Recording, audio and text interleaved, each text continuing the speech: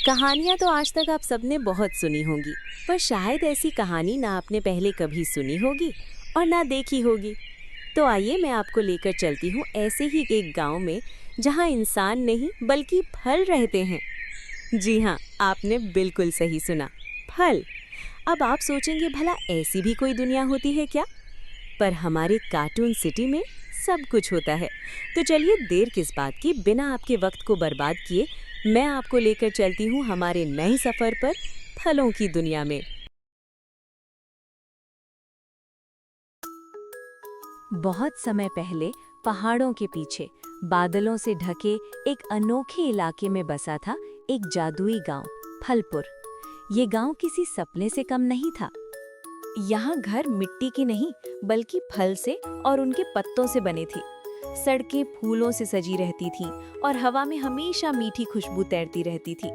लेकिन इस गांव की सबसे खास चीज थी गांव के बीच खड़ा एक जादुई फल का वृक्ष। ये पेड़ हर तरह के अलग अलग फल देता था, जैसे आम, सेब, संतरा, स्ट्रॉबेरी, केला और भी बहुत तरह के फल। इसी पेड़ की वजह से पूरा फलपुर गांव खुशी से मिलजुल कर रहता था। ये गांव और ये पेड़, बस यही दुनिया थी यहाँ के फलों की। इस गांव में 4 दोस्त रहते थे, मंगलू, आम, शांत, समझदार और हमेशा सबकी मदद करने वाला। सब उसे अपना नेता मानते थे। दूसरा था सोनू, संतरा, मस्तीखोर, हंसमुख और हमेशा माहौल हल्का रखने वाला। तीसरा था बंटी, केला, थोड़ा डरपोक लेकिन दिल से बहुत सच्चा और वफादार। और चौथा था राजू, सेब, तेज दिमाग वाला, हर चीज को समझने और जानने की कोशिश करने वाला। पूरा फलपुर गांव उन चारों की दोस्ती की मिसालें दिया करता था। चारों दोस्त अक्सर ही उस पेड़ के पास मिला करते और वहीं पर हंसी मजाक करते, मानो जैसे उन फलों का दूसरा घर वही पेड़ हो। दिन भर उनका सबका वहां आना जाना लगा ही रहता था। इसी गांव में एक अमीर परिवार भी था, स्ट्रॉबेरी का परिवार। सारे फल उसे रानी बेरी कहकर बुलाते थे। उसका बड़ा सा महल था जहां हर चीज चमकती रहती थी। वो थोड़ी घमंडी थी और आम फलों से ज्यादा बातचीत नहीं करती थी। उसे लगता था कि वो सबसे अलग और खास है, इसीलिए वो बाकी फलों से ना ज्यादा मेल मिलाप रखती, ना उनसे बात करती।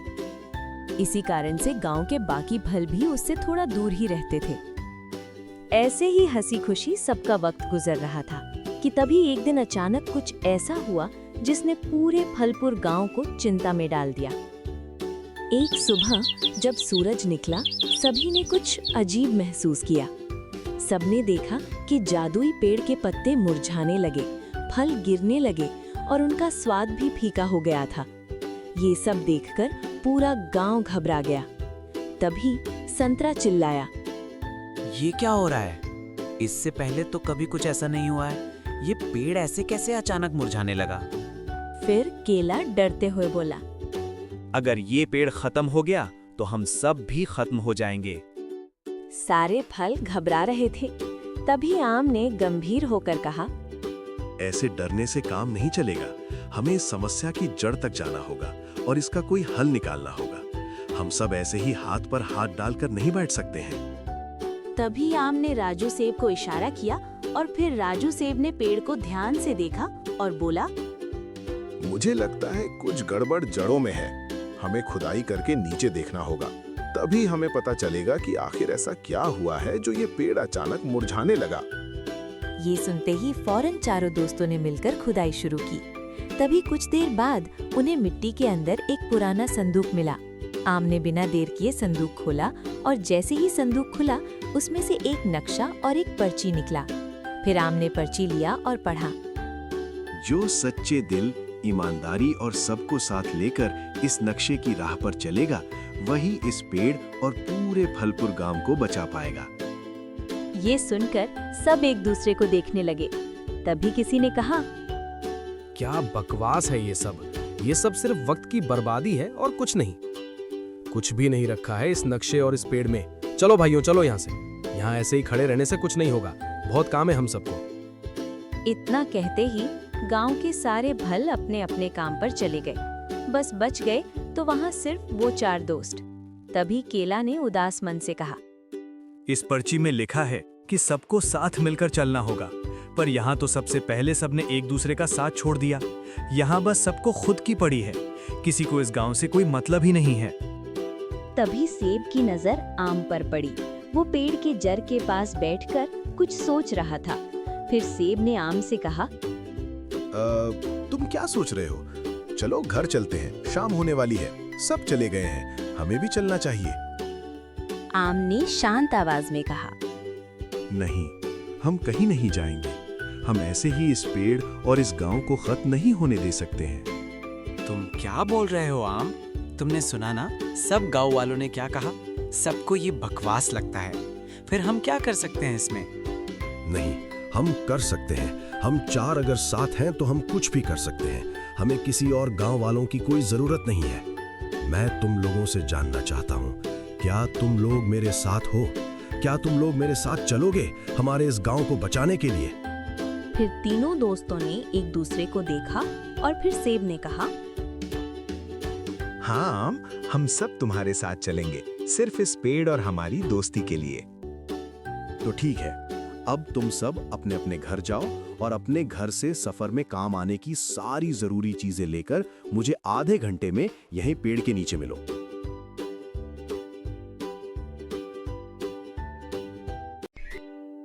फिर आधे घंटे बाद सारे दोस्त उसी पेड़ के नीचे मिलते हैं और वहां से सीधा निकल पड़ते हैं नक्शे के बताए हुए रास्ते पर। चारों दोस्त आम, संतरा, केला और सेब नक्शे के सहारे घने जंगलों में आगे बढ़ रहे थे। जंगल धीरे धीरे और घना होता जा रहा था। ऊंचे ऊंचे पेड़, अजीब सी आवाजें और हल्की हल्की ठंडी हवा, सब कुछ थोड़ा डरावना लग रहा था। तभी केला घबराकर बोला, मुझे अच्छा नहीं लग रहा, कहीं हम रास्ता भटक न जाएं। तभी आम ने केला को समझाते हुए कहा, तुम डरो मत दोस्त, हम सब हैं ना साथ में। भटक भी गए तो साथ मिलकर कोई ना कोई दूसरा रास्ता ढूंढ ही लेंगे। इतना कहकर चारों फिर आगे की ओर बढ़ने लगे।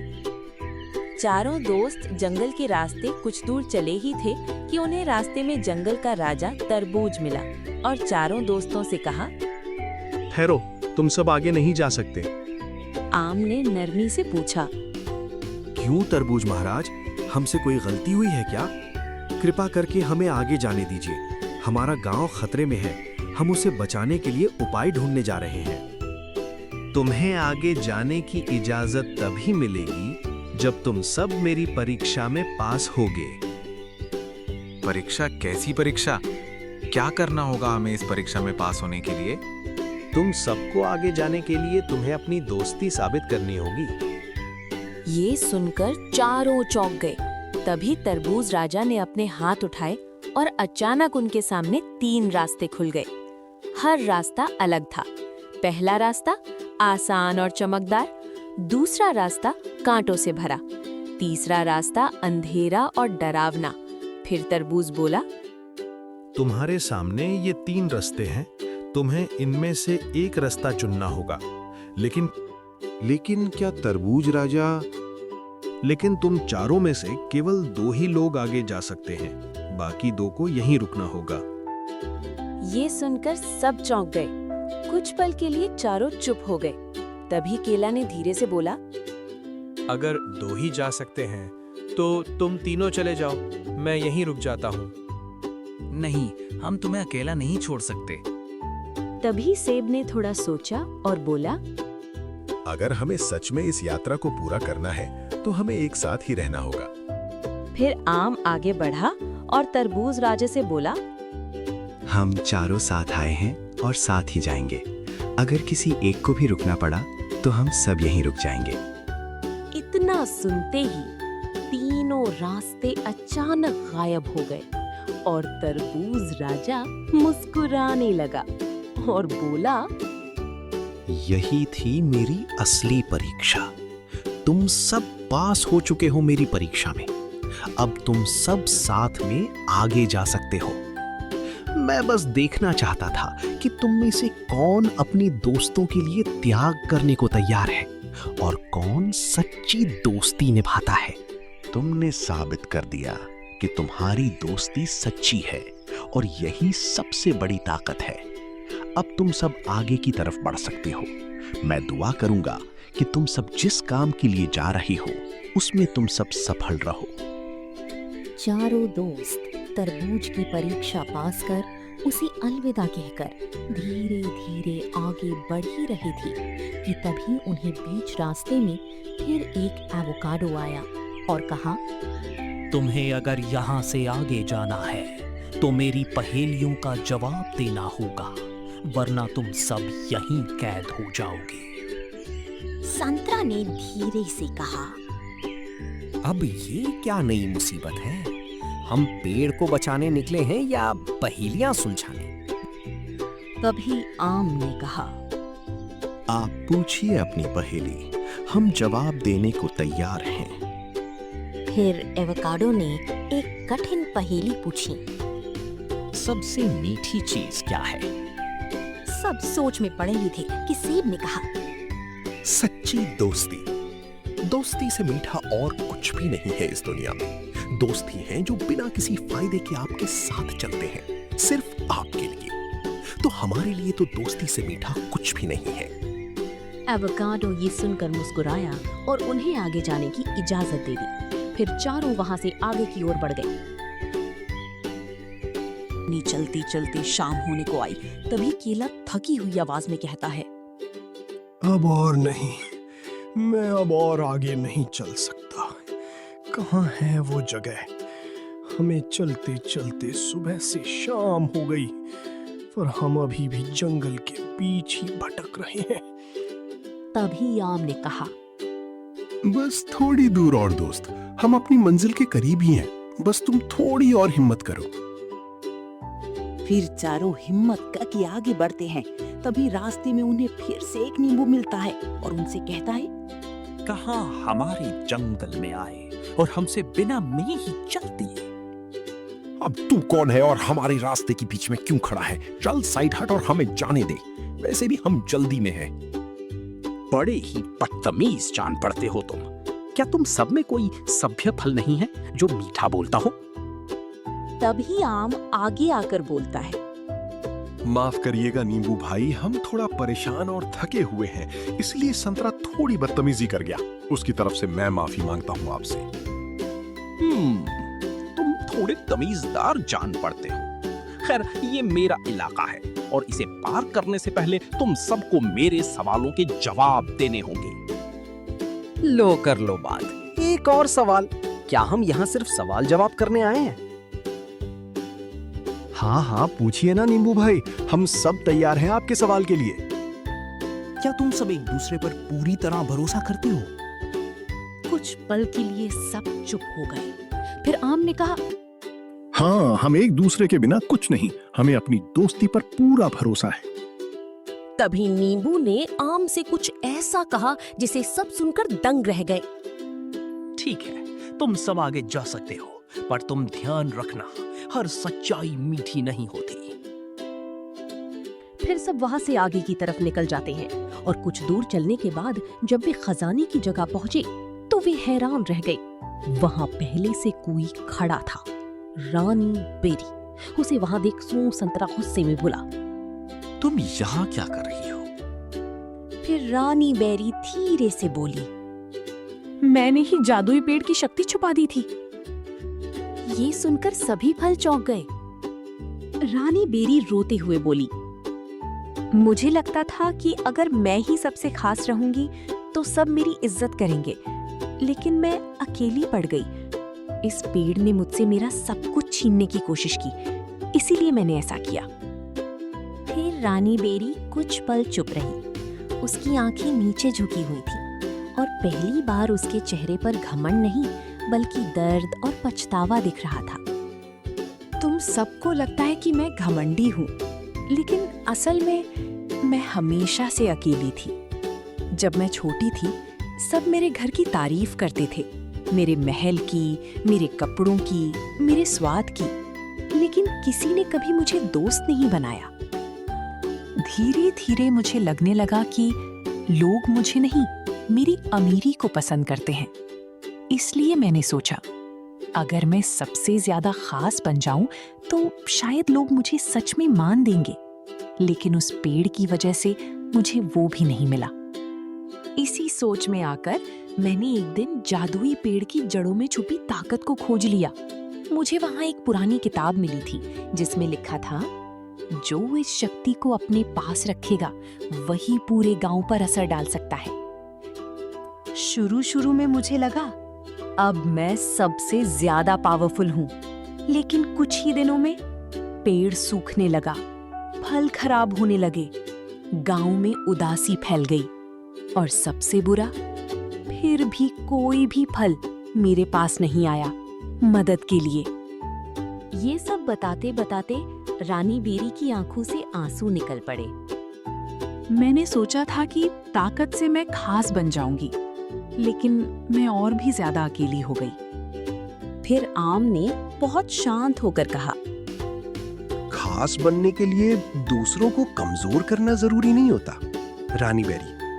असली ताकत तो सबको साथ लेकर चलने में होती है। मुझे माफ कर दो, मैं गलत थी। क्या तुम सब मुझे एक मौका और दोगे? संतरा, केला और सेब एक दूसरे को देखते हैं और फिर आम मुस्कुराकर कहता है, हम सब गलतियां करते हैं, लेकिन जो अपनी गलती मान ले वही सच्चा होता है। हमने तुम्हें माफ किया। चलो अब यहाँ से सब हमें ये बीज लेकर जल्दी ही गांव पहुंचना होगा ताकि हम पेड़ को बचा सकें। सब वहां से गांव की तरफ निकल पड़ते हैं। गांव पहुंचकर फिर सभी ने मिलकर उस बीज को जादुई पेड़ की जड़ों में लगाया। धीरे धीरे पेड़ फिर से हरा होने लगा, फल फिर से मीठे हो गए, पूरा गांव खुशियों से भर गया। रानी बेरी अब पूरी तरह बदल चुकी थी। उसने अपना महल सबके लिए खोल दिया। अब फलपुर में कोई अमीर या गरीब नहीं था, सब एक परिवार की तरह रहने लगे थे। तो इस कहानी से हमें ये सीख मिलती है कि असली खुशी साथ रहने में है। घमंड इंसान को अकेला कर देता है, एकता में ही असली ताकत होती है।